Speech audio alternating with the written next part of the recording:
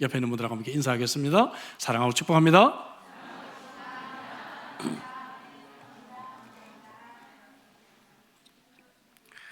여러분, 파리 올림픽이 오늘 폐막됩니다. 올림픽 많이 보셨죠? 호주는 기존에 아테네와 도쿄 올림픽에서 거두었던 17개 금메달을 넘어서서 이미 18개로 최고의 성적을 거두었습니다. 한국도 기존에 베이징과 런던에서 거두었던 13개 금메달과 동일한 금메달을 거두었습니다. 그러나 여러분, 금메달 못지않게 아주 값진 메달들도 많이 있습니다. 특별히 저는 이 스포츠 이벤트들을 현장에서 많이 보면서 사람들은 금메달만 좋아하지만 사실 금메달 못지않은 귀한 경기들도 있습니다. 특별히 어제 여자 탁구 대표팀이 단체전에서 동메달을 획득했죠. 저희 교회도 우리 올림픽 메달을 딴 우리 여자 탁구 출신의 우리 집사님들이 계셔서 더 큰 관심을 가지고 지켜보았습니다. 특별히 대표 선수 중에서 이은혜 선수는 88 서울올림픽에서 금메달을 딴 양영자 선교사님이 내몽골에서, 중국이죠, 중국의 내몽골에서 키웠던 제자입니다. 이 제자가 이렇게 국가대표에 선발이 되었고, 그리고 당당히 올림픽 단체전에서 귀한 역할들을 해주고요. 보시다시피 경기가 끝나고 난 뒤에 코트에 무릎을 꿇고 기도하는 이 장면은 정말 가슴을 뭉클하게 했습니다. 이 자매의 히스토리와 사연을 아는 사람들에게는 정말 큰 감동이 아닐 수가 없습니다. 여자 대표팀은 우리 마드니 전지 선수가 32살이에요. 선수로서는 사실 환갑이죠. 그리고 막내 신유빈은 20살입니다. 띠동갑이에요. 이렇게 나이 차이가 나는데도 불구하고 정말 황금의 이 케미를 이루었다라고 얘기를 합니다. 대표팀을 10년 이끌었던 이 전지희 선수, 다 우리 집사님들이 다 가르쳤던 제자들이죠. 다 가르쳤던 제자들이에요. 그런데 정말 이 에이스의 자리를 막내 신유빈에게 내어줬지만 그래도 정말 팀을 위해서 희생하고 선수들을 잘 이끌어 왔습니다. 또한 전지희 선수와 또 이은혜 선수 말씀드리는 다 중국에서 귀한 선수들입니다. 신유빈 선수와 함께 이런 좋은 팀워크를 이루어 주었고, 함께 경기하는 것이 무엇인지를 우리들에게 보여주었습니다. 특별히 우리 세 선수가 동메달 결정전을 앞두고 경기 전에 함께 기도하는 이 장면, 이 장면이 카메라에 딱 잡혔는데 저는 이것을 아는 사람으로서 굉장히 큰 참 감동과 은혜가 있었습니다. 지난달에 제가 위대함에 대한 설교를 3번 했습니다. 위대한 인생, 또 위대한 직분, 위대한 감사. 오늘은 이어서 위대한 동역에 대해서 말씀을 함께 나눠보려고 합니다. 설교 스케줄을 조금씩 변경을 해서 오늘부터 6번만 하고 이 주제를 좀 마치려고 합니다. 특별히 이때는 교회 행사도 있고 신약의 파노라마도 있고 하기 때문에 좀 더 심플하고, 그리고 좀 더 이제 포커스적인 설교로 좀 나아가려고 합니다. 특별히 우리 공동체가 다음 주일에 감사찬양 축제를 준비하는 과정이기 때문에 오늘 주제를 좀 바꿔서 위대한 동역에 대해서 말씀을 나누는 것이 매우 적절하리라 생각을 합니다. 고린도전서 오늘 본문 16장입니다. 여기서 바울은 우리가 하나님의 사역을 수행하는 데 있어서 필요한 3가지를 먼저 설명하고 있어요. 앞부분에 보면 2가지가 먼저 나와요. 첫째는 뭔가 하면 헌금이 필요하다. 여러분, 사역하려면 돈이 필요하잖아요, 그죠? 그래서 이 헌금에 대한 교훈을 말하고 있고요. 두 번째는 사역을 하려면 시간이 필요해요. 그래서 우리가 이 시간을 어떻게 관리해야 되고 시간을 어떻게 소중히 여겨야 되는지에 대해서 16장 앞부분에서 설명하고 있습니다. 그리고 오늘 보면 10절부터 긴 이 구절을 사용해서 이 사역의 3번째 요소로서 바로 사람을 얘기합니다. 사람들을 언급해요. 이것을 통해서 동역에 대한 그러한 가르침을 우리들에게 주고 있는 것이죠. 함께 동역하며 함께 팀 케미스트리를 만들지 않고는 하나님의 나라를 이루어갈 수가 없다는 것입니다. 바울은 그래서 이 본문에서 동역자의 이름을 열거하면서 동역자의 4가지 그러한 위대한 원리들을 우리들에게 말씀하고 있습니다. 먼저 함께 위대한 동역을 이루기 위해서는 서로에게 격려가 필요합니다. 같이 해볼까요? 서로 격려가 필요합니다. 옆에 분에게 한번 해볼까요? 서로 격려가 필요합니다. 여자 탁구 대표팀 선수들이요 메달 획득에 인터뷰를 하는 것을 제가 유심히 들어봤어요. 그랬더니 인터뷰를 하는 내내 막내는 언니들에게 공을 다 돌리고 있고요. 예, 언니들, 그리고 뭡니까? 언니들이 포인트 하나 딸 때마다 제 가슴이 너무 뭉클하고 막 눈물이 쏟아질 것 같았다고 얘기를 하고요. 그 다음에 언니들은 또 다 막내에게 이 공을 돌리고 있습니다. 이런 서로 격려하는 모습이 얼마나 참 아름다웠는지 알 수가 없어요. 바울은 오늘 보면 10절 11절에서 디모데를 언급하면서 격려를 강조합니다. 자, 볼까요? 디모데가 이러거든 너희는 조심하여 거로 두려움이 없이 너희 가운데 있게 하라. 왜 디모데가 두려움이 있을까요? 디모데가 나이가 어렸거든요. 어린 이 사람이 지도자로 갑자기 서니까 두려움이 있겠어요? 없겠어요? 잘 모르시겠어요? 자, 50%의 확률을 드렸는데 어린 사람이 지도자로 갑자기 서니까 두려움이 있잖아요. 그러니까 이런 말을 하는 거예요. 두려움이 없게 하라. 그리고 또 이는 그도 나와 같이 주의 일을 힘쓰는 자니라. 와, 여러분, 바울이요 지금까지 디모데를 영적 아들로 그렇게 생각했는데 이제는 뭡니까? 나와 함께 일을 하는 동역자다. 이렇게 디모데의 위치를 그냥 격상시켜 줍니다. 디모데도 나와 같은 동역자입니다. 이렇게 위치를 세워주는 것을 보게 됩니다. 그러므로 누구든지 그를 멸시하지 말고 평안히 보내어 내게 오게 하라. 나는 그가 형제들과 함께 오기를 기다리노라 했습니다. 자, 디모데가 이 말을 들었을 때 얼마나 큰 격려를 받았을까요? 이제 바울 사도가, 그 위대한 바울 사도가 나를 동역자로 여기고 내가 지도자로 서니까, 그죠? 나를 위해서 이렇게 정말 큰 격려의 메시지들을 보내주는구나 생각했을 것입니다. 우리가 한 교회에서 여러 사람들과 함께 만나게 됩니다. 나보다 나이가 훨씬 어린 사람도 만나게 되고요, 또 나보다 실력이나 은사가 부족한 사람이 순장이 돼서 우리 팀을 이끌기도 합니다. 나보다 교회가 훨씬 늦게 온 사람이 나보다 더 중요한 위치를 차지하기도 합니다. 그러나 여러분, 우리가 그들을 잘 격려할 때 우리는 건강한 공동체가 되고 위대한 동역을 이룰 수가 있습니다. 돌이켜보면 저도 우리 교우들이 저를 크게 격려해 주셨기 때문에 지금까지 사역을 하고 있지 않나 그렇게 생각을 합니다. 매주일 수고하는 우리 찬양팀, 또 성가대, 또 주방봉사팀, 카페, 또 여러 교사들, 참 많은 사람들이 우리 리버티 교회를 섬기고 수고하고 있습니다. 여러분, 그분들을 마음껏 격려해 주시기를 주 이름으로 축복합니다. 여러분들이 말로도 격려하고요, 또 어떨 때는 정말 그들을 초청해서 식사도 정말 대접하면서, 이 격려는 아무리 많이 해도 지나침이 없다는 것이죠. 이번 올림픽 여러분 남자 양궁 결승전을 보셨습니까? 김우진 선수와 미국의 브래디 앨리슨 선수가요 마지막까지도 점수가 똑같았어요. 그래서 마지막 한 발로 금메달을 결정하는데, 한 발, 슛 오프라고 하죠. 이 한 발로 결정을 하는데 이 한 발이 둘 다 10점을 쐈어요. 둘 다. 그런데 가운데서 얼마나 떨어졌는가? 4.9mm. 와, 이게 상상이 되십니까? 4.9mm. 예? 4.9mm 차이로 금메달이 결정이 됐어요. 그런데 아깝게 패한 이 브래디 선수가 보여준 이 모습이 얼마나 멋있습니까? 그는요 즉시 패배를 인정하고요, 그리고 김우진 선수의 손을 들어주고 그와 함께 포옹하는 이 장면이 계속 카메라에 잡히고 있었습니다. 이 선수를 좀 더 제가 조사해 봤습니다. 그랬더니요 5살 때 레그 칼베 파라데스라는 병을 알았어요. 저도 이 병을 지금 처음 저도 봤어요. 원인을 알 수 없는 이 병으로 고관절, 허벅지, 무릎 이런 통증을 평생 달고 다니는 선수입니다. 그래서 수술하고 재활하고 수술하고 재활하고 2018년도에는 손가락 신경 통증이 팔꿈치까지 퍼져가지고 은퇴까지 이제 고민했다고 해요. 이런 고난을 통과한 선수가 정말 멋진 그런 성숙함답게 메달의 색깔이 중요한 것은 아니다. 우리가 챔피언답게 경기했다는 것이 중요하다. 와, 멋진 인터뷰를 했습니다. 여러분, 이렇게 정말 서로를 격려하는 이러한 진정한 올림픽 정신을 우리는 보게 되었습니다. 그런데 우리는 올림픽보다 더 중요한 하나님의 사역을 함께하고 있는 자들입니다. 옆에 있는 자들을 많이 격려해 주시고 위대한 동역을 이루시기를 주 이름으로 축복합니다. 위대한 동역을 이루기 위해서 두 번째는 자원에서 일을 해야 합니다. 자원에서. 바울은 이것을 설명하기 위해 12절에 아볼로라는 사람을 소개하고 있습니다. 볼까요? 형제 아볼로에 대해서는 그에게 형제들과 함께 너에게 가라고 내가 많이 권하였으되 지금은 갈 뜻이 전혀 없으나 기회가 있으면 가리라. 자, 아볼로가 어떤 사람인지 우리는 압니다. 이 사람은 성경 신학자였고 그는 그래서 성경을 잘 가르쳤고 말에 뛰어난 사람이었어요. 여러분, 어떤 사람이 정말 설교를 잘하고 성경을 많이 알고 그리고 가르침에 뛰어나면 주위에 성도들이 많이 몰리게 되어져 있는 것이죠.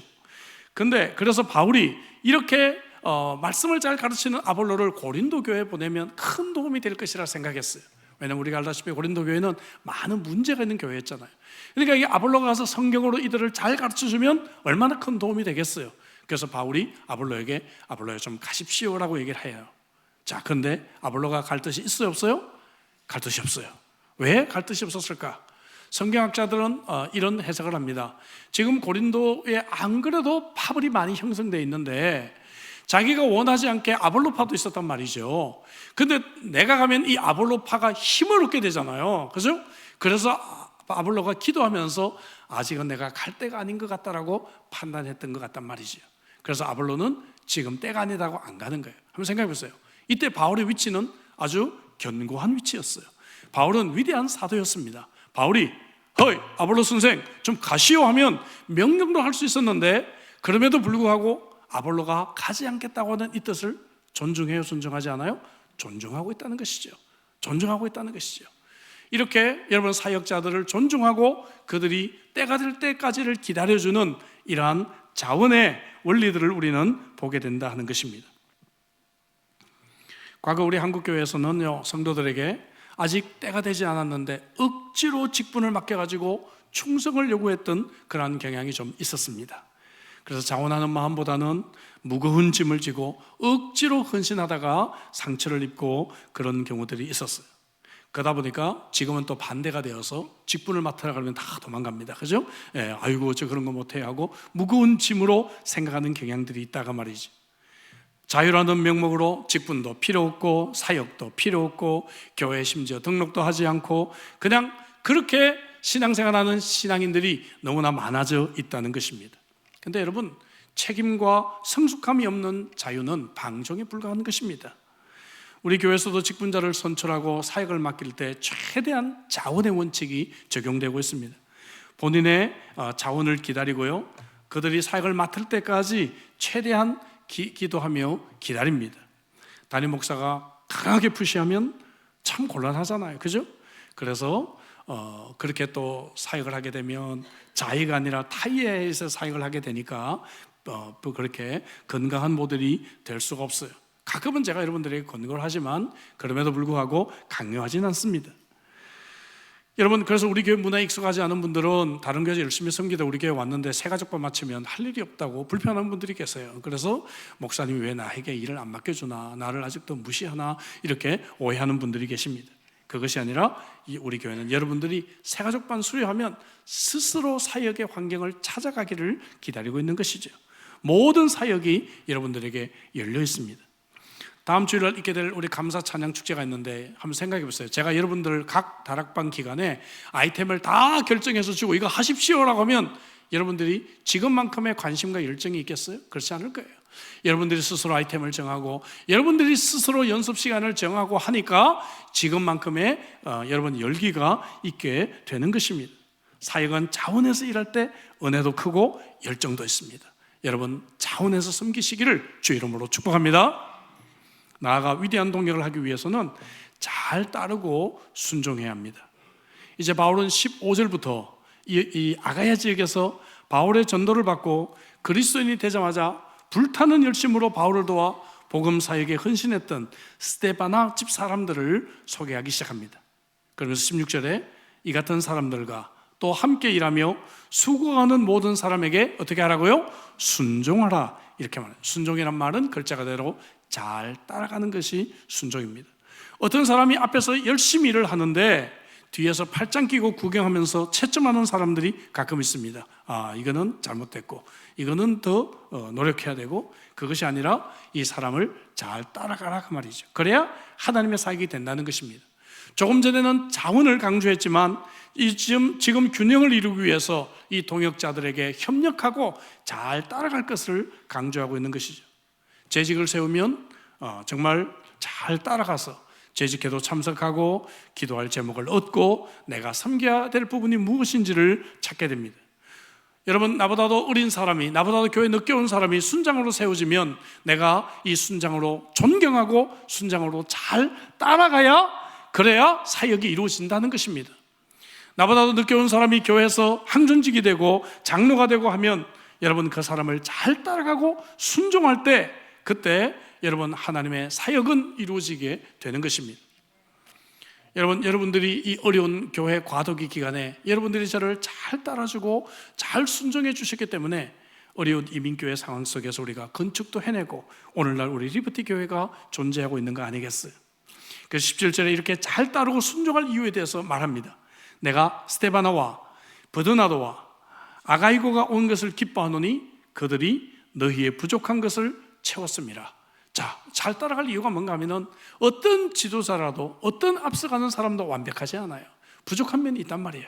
내가 잘 따라감으로 인해서 어떻게 해요? 그 부족함이 채워진다는 것입니다.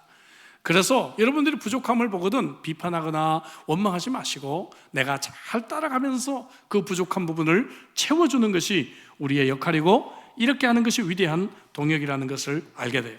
자, 18절 볼까요? 재미있는 표현이 나옵니다. 같이 읽어볼까요? 다 같이. 그들이 나와 너희 마음을 시원하게 하였으니 그러므로 너희는 이런 사람들을 알아주라.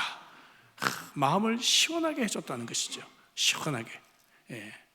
어떤 사람은 또 뒤에서 찬물을 끼얹는 사람이 있습니다. 열심히 수고한 사람에게 이상한 말을 해서 마음을 낙심하게 하고 또 시험받게 해서 교회 봉사하다가 상처받는 분들이 계세요. 말 한마디로 공동체를 세울 것인가? 공동체를 정말 시험에 빠뜨릴까 생각해 봐야 되죠. 여러분들은 마음을 시원하게 해주는 분들이 되시기를 주의 이름으로 축복합니다. 옆에 분들에게 인사할까요? 마음을 시원하게 해드리겠습니다. 예, 마음을 시원하게 해드리는, 그렇게 잘 따라가는 자들이 되어야 합니다. 다시 올림픽 얘기로 돌아갑니다. 태국의 태권도 영웅 파니팍 선수가 여자 49kg급에서 도쿄올림픽에 이어 올림픽 2연패를 달성했어요. 근데 금메달이 확정되는 순간에 자신을 13살 때부터 14년간 지도해왔던 최영석 감독에게 달려가서 한국식 큰 절을 했습니다. 그리고는 이에 맞서서 우리 최 감독도 함께 무릎을 꿇고 담내로 인사하는 장면이 이제 카메라에 잡혔습니다. 여러분, 자기를 어린 나이부터 이렇게 14년간 지도해서 결국 올림픽 2연패를 달성하게 했는데 그동안의 이 운동이 얼마나 어려워요. 어려운 운동하는 동안에 지도자를 잘 따르고 잘 순종하면서 여기까지 왔다는 것을 우리가 알게 되죠. 지도자를 잘 따라가주는 사람들은요, 지도자의 마음을 시원하게 해줍니다. 지난 2주 동안 우리는 부흥 집회였지만 우리 칼레 통역자들이 이곳을 방문했습니다.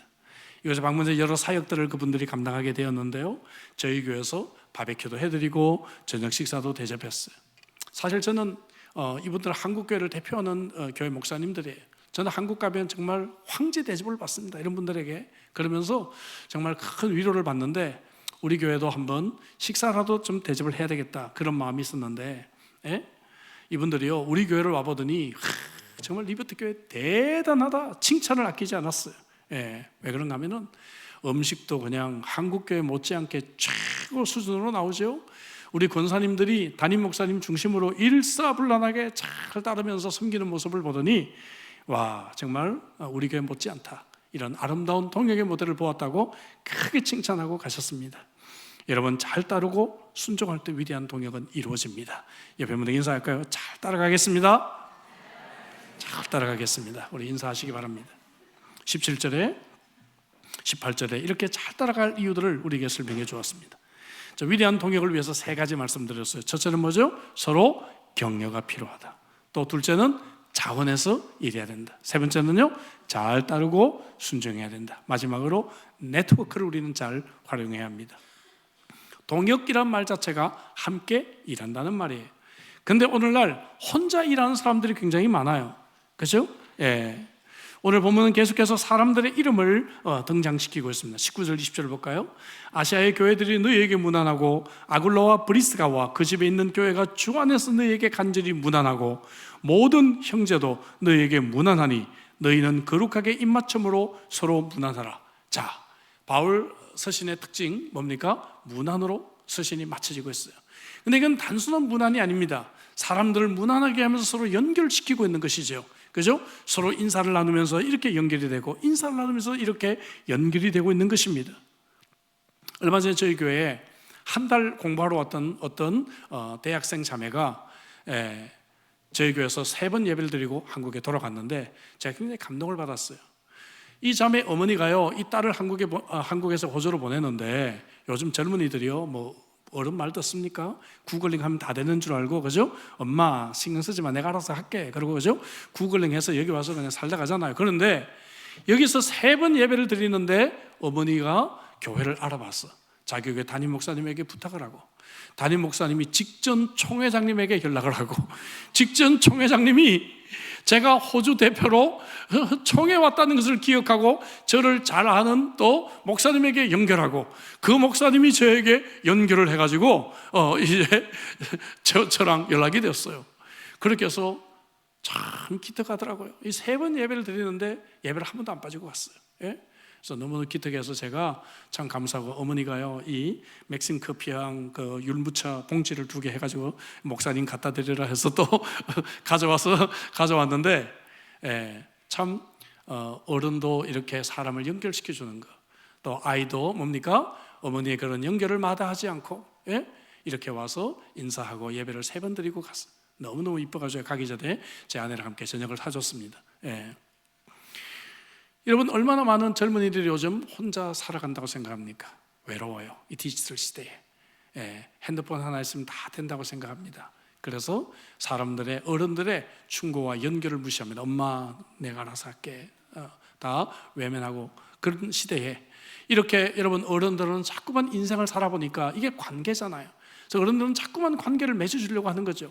연결시켜주고, 우리 딸이 또 저기 뭡니까? 미국 가면 미국에 또 아는 사람이 있는가 해서 또 연결시켜주고. 여러분, 이 사람과의 연결이 얼마나 중요한지 알 수가 없어요. 그런데 사탄은 반대로요, 관계를 깨뜨리는 게 사탄의 주특기입니다. 그렇죠? 관계를 깨뜨려요. 사탄은 계속해서 혼자 일하게 하고 혼자 살게 합니다. 그래서 아무도 만나지 않고 혼자 방에서 핸드폰만 갖고 있다가 자꾸 마음이 우울해지고, 그죠?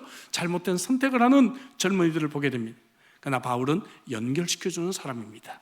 누가 일을 잘하는가 하면 혼자 일하는 사람이 아니라 잘 연결해서 일하는 사람입니다.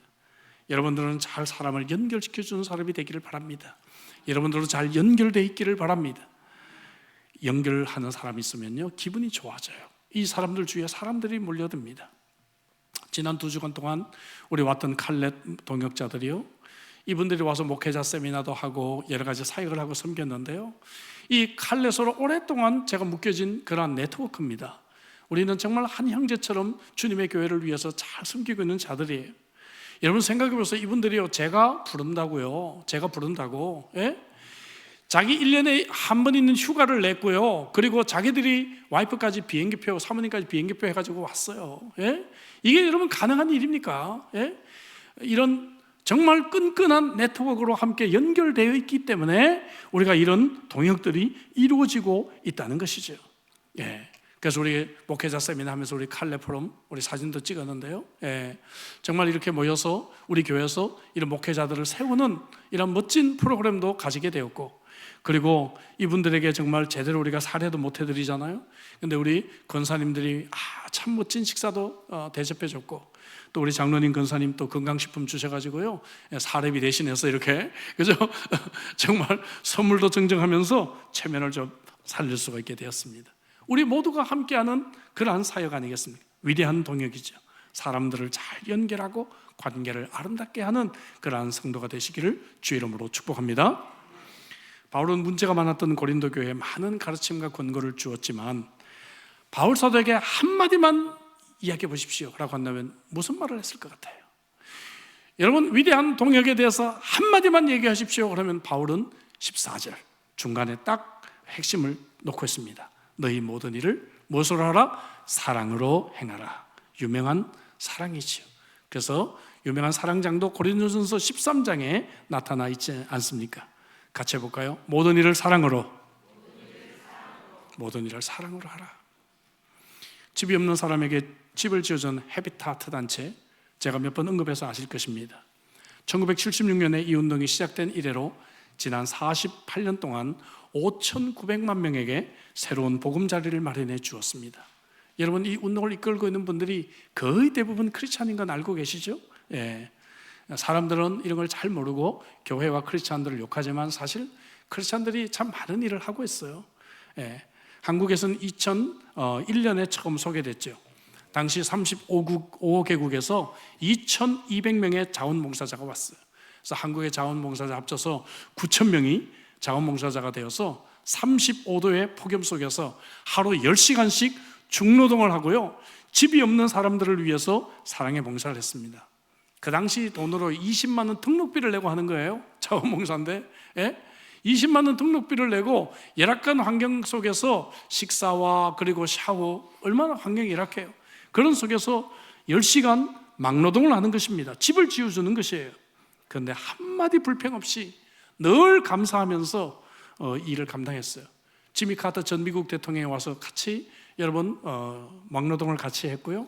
아키노 전 필리핀 대통령도 왔었고요. 오늘날 현대 물질과 이기주의의 영향을 받고 있는 많은 신세대 대학생들이 참여했고 81세대 미국 할머니도 망치를 들었습니다. 루마니아에서는 6명의 고아들이 참여를 했습니다. 미국에서는 6.25 참전용사가 왔고 장애인들, 한국 입양아 모국을 찾는 봉사가족들이 함께 동참을 해서 한국의 거대한 사랑의 파도가 그것에게 일었던 적이 있습니다. 이들의 슬로건은 행동하는 액션, Love in Action이에요. Love in Action. 이런 구호 아래서 인종과 지식과 재산을 초월해서 하나가 되어서 사랑을 실천하는 소중한 그러한 기회가 되는 것입니다. 그런데 이 헤비타트 운동을 창시했고 국제총재였던 밀러드 퓰러, 2009년에 세상을 떠난 것으로 알고 있는데요. 원래 신실한 크리스찬이었는데 굉장히 가난했던 사람이에요. 그런데 자수성가에서 28살의 나이에 그는 백만장자가 되었습니다. 엄청난 규모의 저택에 가정부와 비서가 여러 명 일을 하고 있었고 최고급 자동차, 요트, 그 다음에 뭡니까? 자가용 비행기, 호수를 낀 멋진 별장, 수백 마리의 말과 소를 기르는 목장, 아름다운 아내와 두 아이의 아버지. 정말 더 이상 부러울 것이 없는 그러한 사람이었는데 어느 날 아내가 갑자기 결별 선언을 합니다. 그 이유가 뭔가 하면 나는 돈과 결혼하지 않았다는 거예요. 돈과 결혼하지 않았다. 충격을 받았습니다. 자기 인생과 결혼에 대해서 진지하게 고민하기 시작했고 아내에게 다시 한번 기회를 달라, 다시 한번 시작해 보겠다고 제안을 합니다. 그리고는 자기의 전 재산을 사회단체에 기부합니다. 그래서 1976년부터 이 헤비타트 운동이 시작하게 된 것이죠. 그의 명저서 망치의 신학 Theology of Hammer라는 책이 있습니다. 그 책에서 그는 이렇게 말을 합니다. 우리 모두가 세속적 부를 포기하고 이웃을 사랑하는 일에 뛰어들 수는 없겠지만 우선 생각의 틀을 바꿀 수는 있지 않겠습니까? 관심의 대상을 나와 가족에서 이웃으로 그리고 인류 전체로 넓히고 자신이 사는 곳에서부터 사랑을 실천해 보면 어떻겠습니까? 그 영어 버전 그대로 제가 한번 읽어보겠습니다. I see life as both a gift and a responsibility. 저는 우리 인생이 정말 은사와 책임이라고 봅니다. My responsibility is to use what God has given me to help His people in need. 저의 책임은 하나님이 저에게 주신 것을 사용해서 도움이 필요한 하나님의 백성들을 돕는 것입니다. 야, 얼마나 멋진 말이에요. 여러분, 이렇게 우리가 좀 살 수는 없을까요? 우리에게 남아있는 이 인생길 동안에 정말 이렇게 사랑을 액션으로 바꿔서 살아갈 수는 없을까요? 이 사랑을 가정에서 먼저 실천하고 그리고 이 사랑을 교회 공동체에서 실천하고 이 사랑을 우리가 이웃들에게 실천하는 삶을 우리는 좀 살아갈 수가 없을까요? Love in Action입니다. 필로 부부는 위대한 사람이 되려면 반드시 먼저 남을 섬겨야 한다는 것을 강조하면서 특히 가진 자, 힘 있는 자들이 자발적으로 자신의 소유를 나누는 것이 매우 중요하다고 가르치고 있습니다. 우리는 우리 자녀들에게 이것을 가르치고 있는 것인가요? 사랑하는 성도 여러분, 모든 일을 사랑으로 행하십시오. 이것이 위대한 동역의 최고의 요소인 줄로 믿습니다. 오늘 말씀을 듣는 우리가 이 말씀을 통해서 서로 함께 격려하고 또 서로 함께 잘 따라주고 자원해서 일하며 서로 연결되고 사랑의 이 원리를 가지고 함께 일하는 멋진 교회를 이루어 나가시기를 주의 이름으로 축복합니다. 기도하십시오. 주신 말씀 가지고 우리 한번 기도하죠.